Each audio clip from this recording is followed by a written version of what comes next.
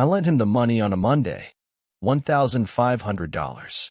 It was supposed to be a short-term thing, just enough to cover the cost of some unexpected car repairs. Timing belt, front struts, labor. He showed me the estimate on his phone, complete with a little red, urgent stamp from a shop I'd actually heard of. He said he couldn't get to work without the car.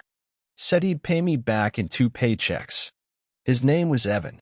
We'd worked together for 4 years. Not close, not exactly friends, but one of those steady background presences that make the days go easier.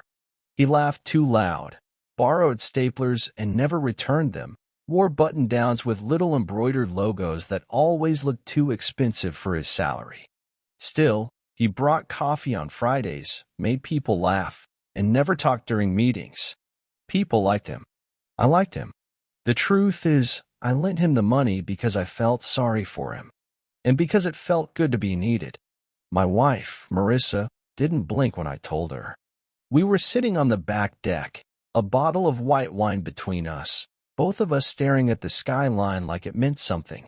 She just nodded and said, "He seems nice. You think he'll pay you back?" I shrugged.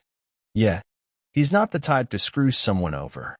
The wine was cheap and warm by then, but I remember the way she looked at me. Softly, like I'd done something good. That was the last normal night we had.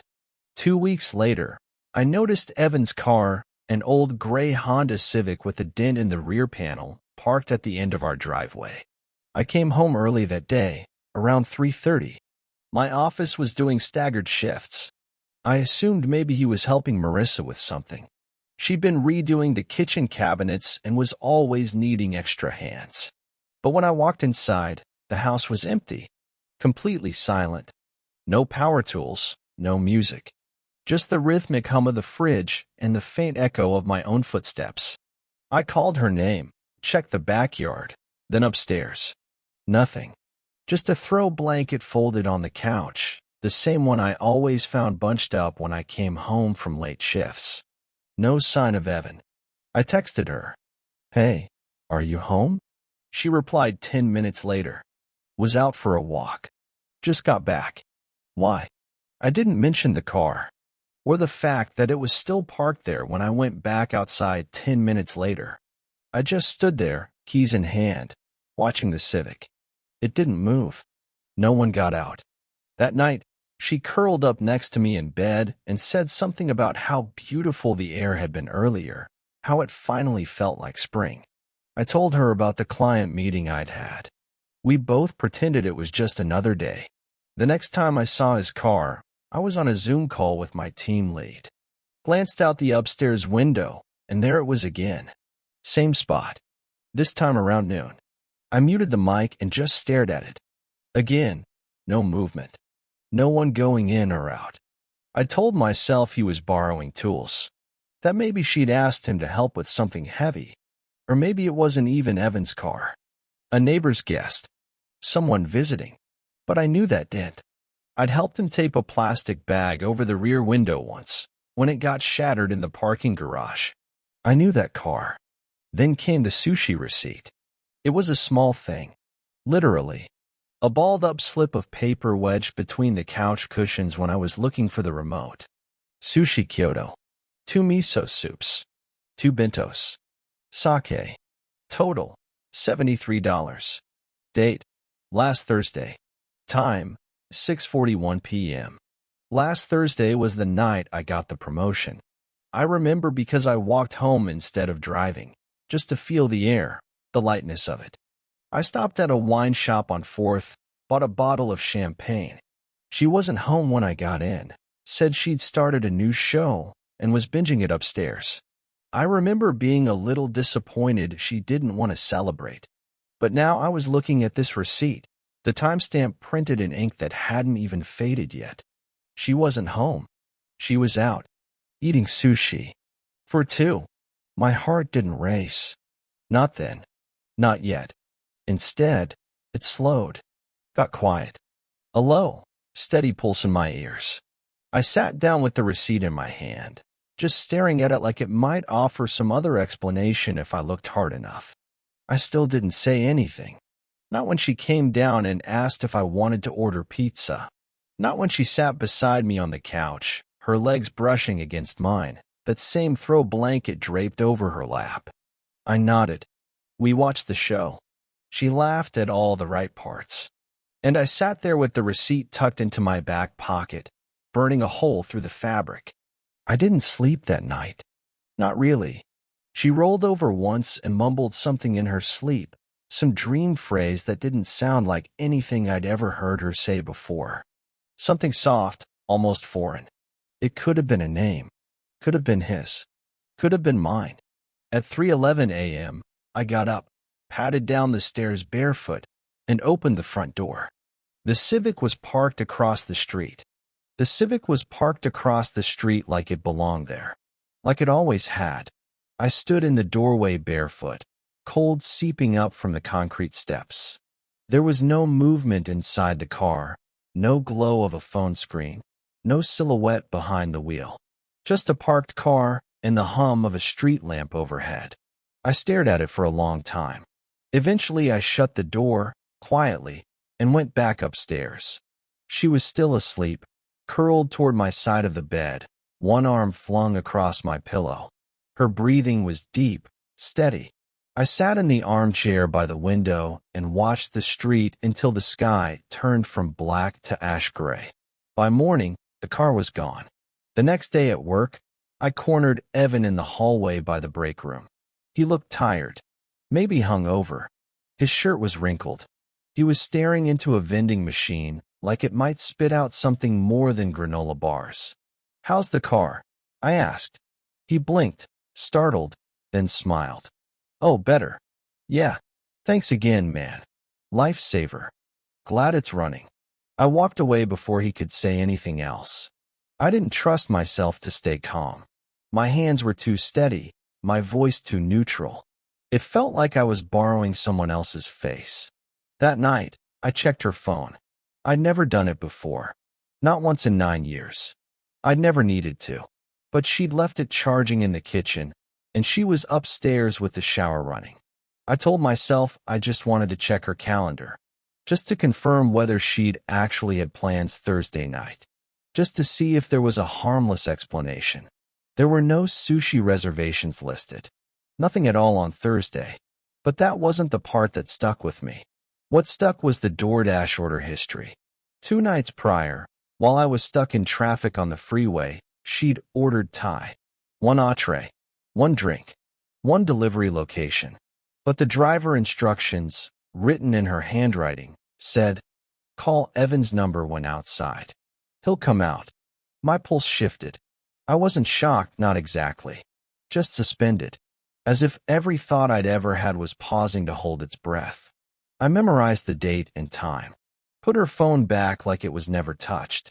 The Civic didn't show up for 4 days. In those 4 days, I became a stranger in my own home. She wasn't different, not obviously. But I was. Every sound had weight. Every gesture turned itself inside out. When she reached for the laundry basket, I washed her hands too closely. When she asked if I wanted to watch the next episode, I wondered if she meant it, or if she just needed background noise to drown something out. When we made love, I looked at the ceiling the entire time. I didn't want to see her face. I started taking walks at night, around the block, through the park, under the orange cone of the streetlights. I listened to the silence in my own head. It used to be quiet in there. Now it was full of questions that had no punctuation, just the flat line of suspicion. The Civic reappeared on a Wednesday. Same spot. Noon. I watched from the upstairs window again. This time I didn't look away. I counted 11 minutes before he stepped out. Not through the passenger side, like I expected. The driver's door. He stretched, rubbed his eyes, yawned. Then he looked directly at our house. And smiled. Not big, not cocky, just a small, knowing curl of his lip, like someone who had a joke he wasn't planning to share. Then he turned and walked down the sidewalk, away from the house. But I noticed something. He had a key in his hand, and not car keys. I didn't confront him. Not then. I couldn't trust myself to get the words right. I felt like I was falling without the grace of panic. Just slow gravity. That night, I asked Marissa how her day was. She said she'd cleaned the upstairs closet, threw out some old winter coats, then asked if I remembered the sushi place we used to go to on our anniversary. She missed it, she said. We should go soon. I looked at her for a long time before nodding. I think I said, yeah, that'd be nice. But all I could think about was the receipt, the date, the key, his smile. On Friday, I left work early, told my boss I had a stomach thing. I took the train home and walked the last few blocks in the rain. Her car was in the driveway. So was Evan's. I didn't go inside. Not yet. I waited. I stood across the street under a tree whose branches had long since lost their leaves. My coat was soaked through. My shoes squelched every time I shifted my weight. But I didn't move. It took 28 minutes before the front door opened. Evan stepped out, adjusting his collar. Marissa followed, barefoot, laughing at something he said. Then she kissed him. Not long, not passionate, just soft, familiar, like the kind of kiss you give someone you've kissed 100 times before. She didn't see me. He did. For just a second, his eyes flicked across the street, and his smile didn't change. He saw me. I know he did. It was subtle. A flick of the eyes, a fraction of recognition. But it was there. And still, he didn't flinch. Didn't tell her. Didn't back away. He just finished the kiss like he meant to, then walked to his car with the same easy stride I'd seen 100 times at work. She stayed on the porch for a few seconds, arms folded against the cold, staring at nothing. Then she went back inside. I stood there for maybe 5 minutes more. Long enough to be sure she wasn't coming back out. Long enough to feel the first real rupture. Not a violent break. A shift. Like old drywall cracking along the edge of a room no one had used in years. When I walked inside 20 minutes later, she was in the kitchen sautéing something in a pan. Oil hissed. Garlic and ginger curled into the air. She looked over her shoulder like nothing had changed and said, "Hey babe, does sauce smell okay to you?" I don't know what I answered. Probably something like, yeah. I might have kissed her cheek. I might have smiled. But I remember the smell. It wasn't hers. Not her perfume. Not her soap. Something sharper. Cologne, maybe. Evans? After dinner, she curled into me on the couch like she always did. Her head on my chest, her legs tangled with mine. I watched the TV screen flicker against the glass of the wine bottle beside us and thought about that kiss. The softness of it. The comfort. It wasn't heat between them. It wasn't lust. That would have been easier. Lust burns out. What I saw was care. Familiarity. She wasn't cheating on me. She'd already replaced me. That night, I started writing everything down. It wasn't revenge. Not yet. It was preservation. I opened a folder on my desktop called Renovation Plans. Inside, dates, times, license plate photos, screen grabs from our ring cam, none of which she'd ever bothered to sync to her phone. Notes about receipts. Timeline breakdowns. Phone records I requested from Verizon when she said she was dealing with robocalls and switched to silent mode every afternoon. I wasn't looking for drama. I was building a case. Because the truth is, Evan wasn't stupid. And neither was she. Whatever this was, it had been going on for a while. And I wasn't just a husband being cheated on. I was a chess piece being slowly moved off the board. It was small things at first. The replacement toothbrush in the bathroom that wasn't my color. The iTunes charge that wasn't from her account. A bag from that boutique store on Pine. Tag still on, receipt missing, that didn't fit her style at all. Or mine. I started taking longer routes home. Circling the block. Testing things. Once, I deliberately left my phone on the living room table and doubled back 10 minutes later. I found her on the porch. Not talking. Just standing there, looking up the street. No jacket. Just waiting. Another time, I claimed I had to work late. Instead, I parked 2 blocks away and walked up to the house just before 7 p.m. The lights were off in the front, but the flicker of a TV danced through the bedroom window upstairs. My bedroom. I didn't go in. Not that night. Instead, I drove to a 24-hour diner on the edge of town and ordered the cheapest coffee they had. I sat at the counter, surrounded by insomniacs and cab drivers and the kind of people who live outside the clock. My hands were shaking, but my mind was steady, focused. Because here's the thing no one tells you about betrayal: it doesn't destroy you all at once. It erodes you slowly. But if you're careful, if you're quiet, it can also sharpen you. It can make you see clearly, maybe for the first time. Evan wasn't just borrowing her. He was moving in. I found a spare key missing from the dish by the front door. It was one of those things you notice without noticing until it matters. When I asked her about it, she said she probably gave it to the cleaner. We hadn't had a cleaner in over a year. When I checked my desk drawer a few days later, I saw the envelope. The one I kept the loan agreement in. The one Evan signed when I handed him the money, just a basic IOU between colleagues. I kept it as a joke at first. A silly formality. It was gone. I didn't ask her about it. I didn't ask him either. But I started making copies. Backups of everything. Paper, photos, digital logs. I bought a small lockbox and kept it at work. And I started asking quiet questions around the office. Not directly. Just things like, Evan still carpooling with anyone? Or, hey, has anyone heard if Evan moved recently? Harmless things. But the answers were telling. No, he hadn't moved. Still lived in that tiny third-floor walk-up on Jefferson. The one with the weird radiator. But he'd been taking more days off lately. Remote work. Flex hours. So had she. The overlap was clear. And then came the call. It was a Friday evening. Late. She was in the shower. Her phone buzzed on the nightstand. I shouldn't have answered. But I did. Hey, the voice said. Male. Confident. Not Evan. You still down for sushi on Sunday? I'll book for 2 unless you want to be brave and bring him this time. I didn't say a word. Just listened. A pause on the other end. Maris. I hung up. There was a silence in the room that didn't feel like mine. Like even the walls were holding their breath. When she came out of the bathroom, wrapped in her towel, I handed her the phone.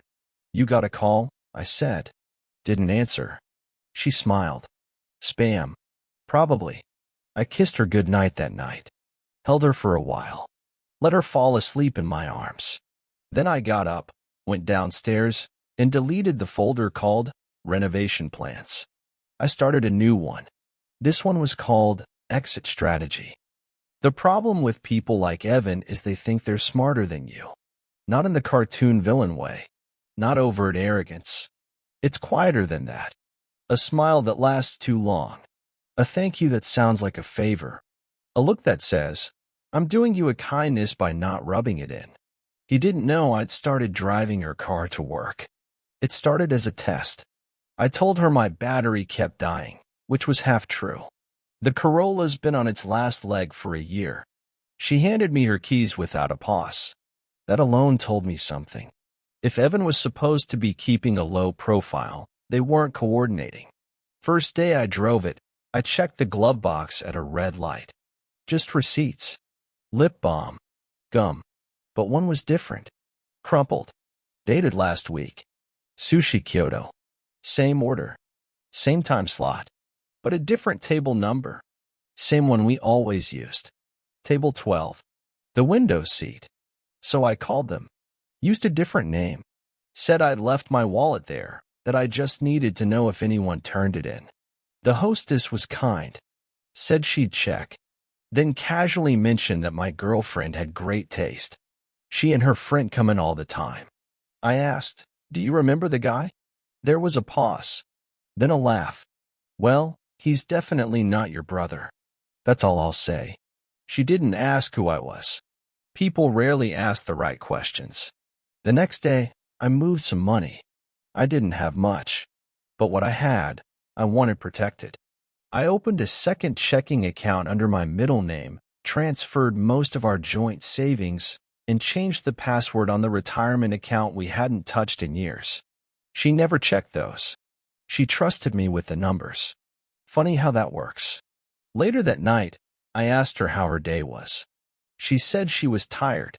The spreadsheet she was working on had crashed and lost 3 hours of edits. She cursed her boss. I poured her a glass of wine and rubbed her shoulders until she closed her eyes and sighed. She had a small freckle under her right shoulder blade.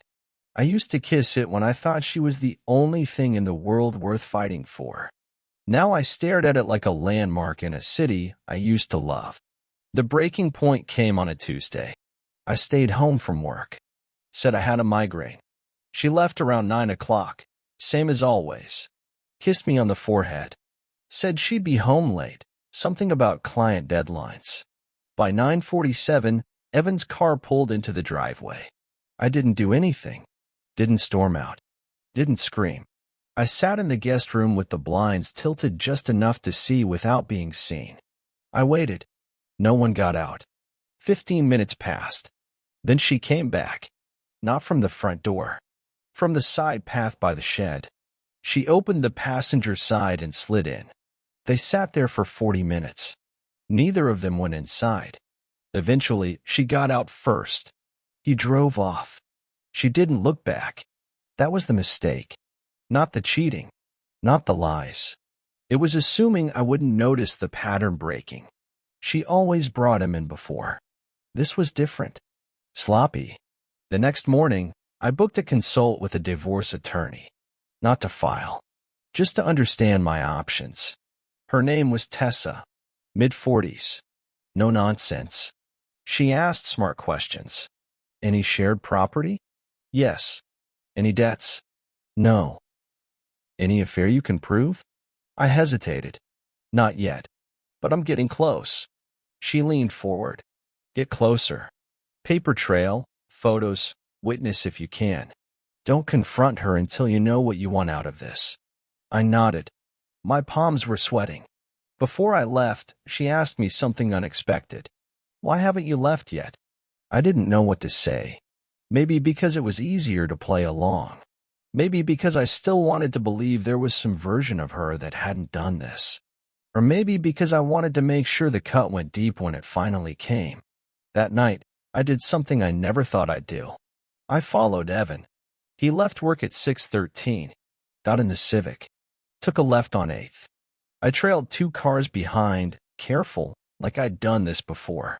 He didn't go to her. He went to a condo building off Monroe. Buzzed in. Came out 8 minutes later with someone else. A woman.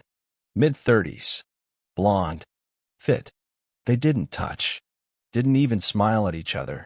But they got in his car and drove straight to a dog park. And suddenly, I understood. It wasn't just me. He was doing this to someone else, too. He wasn't a man in love with my wife. He was just a man who liked juggling things.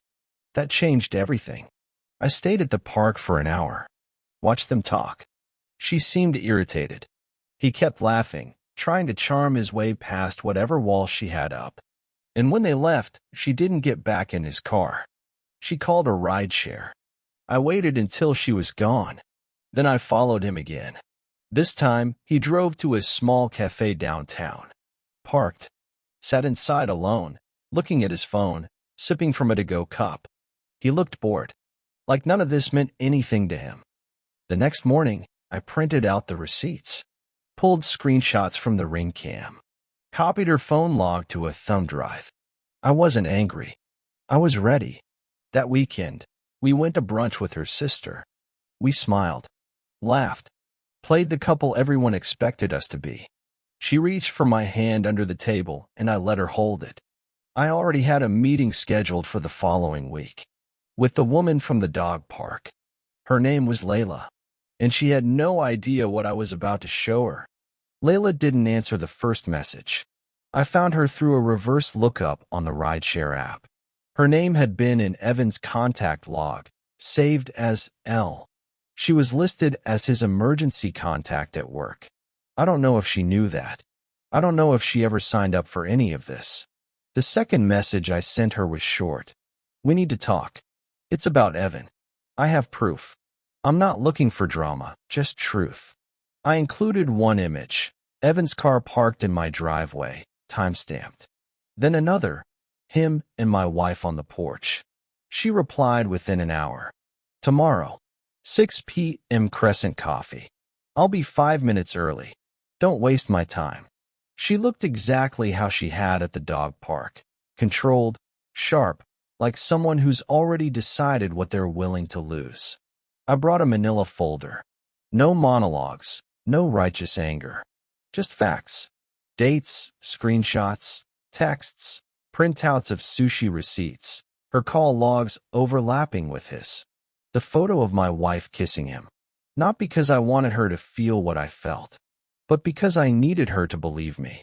Layla sat there, flipping through it all, slowly. When she got to the porch photo, she stopped, tilted her head, then set the page down and closed the folder. Her voice didn't waver. How long? 6 months.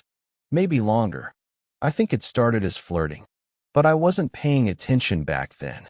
Her jaw clenched. She looked down at her coffee, then up at me. You think he's in love with her? I shook my head. I don't think Evan does love. I think he just collects people. And gets bored. She smirked. Not because it was funny, but because it was true. I caught him before, she said. 2 years ago. Different woman. He cried. Said it was grief, his dad's passing. Trauma. I told myself I believed him. I didn't. I nodded. We didn't say much after that. The silence was companionable. Exhausted. Before I left, I asked, do you want to do anything with this? Her expression turned cold. Calculated. Yes, she said. But I don't want a scene. That's his game. She slipped a card across the table. A lawyer's number. Mine's already working on a quiet asset freeze. If I were you, I'd get moving. If he's sleeping with your wife, and this goes public, he'll twist it. He always does. I thanked her. Got up. Didn't look back. That night, Marissa was waiting on the couch when I got home. A movie queued. Wine opened. She kissed me before I even had my coat off. Everything about it was too perfect. Like she sensed something was coming and thought softness would slow it down. I let her lean on me. Let her laugh into my shoulder. But I didn't kiss her back. The next morning, I sent a message to Evan. Not at work. Not through company channels. A text. Lunch. My treat. Sushi Kyoto. 12:30 sharp. He replied 3 minutes later. Damn, didn't know I earned the boss's table. Sure. I'll be there. I got there early. Table 12. When he walked in, he was smiling. Hey man, he said, sliding into the seat across from me like this was just 2 co-workers grabbing a bite. Wasn't sure what this was about. You okay? You look off. I know. He blinked. Sorry. I looked at him. Really looked. The practiced ease. The resting smirk. The slightly rumpled button-up that looked effortless but wasn't. I know about you and Marissa. His face didn't fall. It didn't even flicker. Just a slow exhale, and then a chuckle. Well, shit. I didn't speak. I let the silence grow roots between us. He leaned back in the chair, studying me like I was a strange puzzle he'd underestimated. Okay, he said. So what happens now? Nothing. Not yet. He frowned. Come on, man. You can't just say that and not. What? Throw a punch? Cry? Tell HR. I don't need to raise my voice to end you, Evan. You did that yourself. The server came. We didn't order. She hovered awkwardly, sensing tension, then drifted away. Evan rubbed his jaw. Look, I'm not proud of what happened. I didn't mean for it to go this far.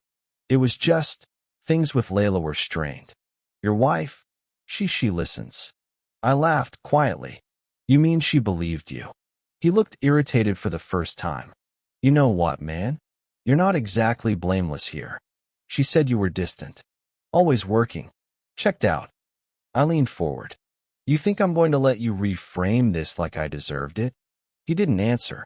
I pulled out my phone. Played the voicemail. The one from the unknown number. The man who'd called her Maris. Who said, Bring him if you're brave. I watched Evan's face when the voice played. That was the only time his composure cracked. That's not me, he said quickly. I know. That's the point. He looked at me, confused. I smiled, but it didn't reach my eyes. She's cheating on you, too. He didn't say anything for a long time. Finally, he stood up. No bluster, no speech. Just walked out. That night, I came home to Marissa humming in the kitchen, chopping vegetables. I watched her for a moment before saying anything. Do you love him? She froze, knife midair. Then, slowly, she turned. What? You heard me. She opened her mouth, closed it. Her eyes flicked to the hallway.